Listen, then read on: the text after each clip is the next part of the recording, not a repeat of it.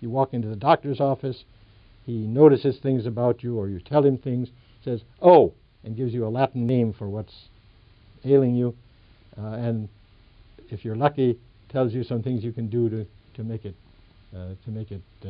better. That's the expertise.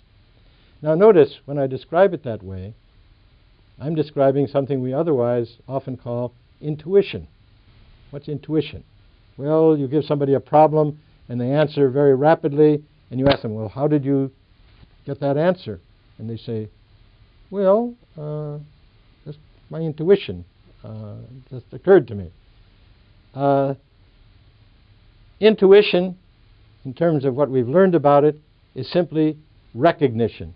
Ability to recognize familiar cues in the environment which would not be recognized by somebody who doesn't have that big indexed encyclopedia that was gained through training and experience.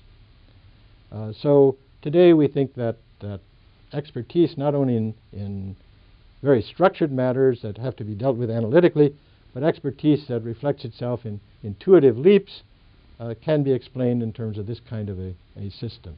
And we can build computer programs that have intuitions. Why can't the expert tell you how he arrived at the answer? We know of recognition processes that you can tell what you did recognize, but you cannot give a correct account, a detailed account of what cues you used to recognize it. A friend walks down the street and you say, "Hello, Fred." Somebody asks you, "How did you know that was Fred?" There's no way in which you can give an honest answer to that. That's simply not accessible to your conscious mind. Lots of things that go on here are not accessible to the conscious mind. So some cues enter, you see something, some cues enter, they get sorted through this index we were speaking about, and you arrive at Fred, at the name of the person that you've seen. That doesn't mean that you could describe Fred well enough so that somebody else would recognize Fred.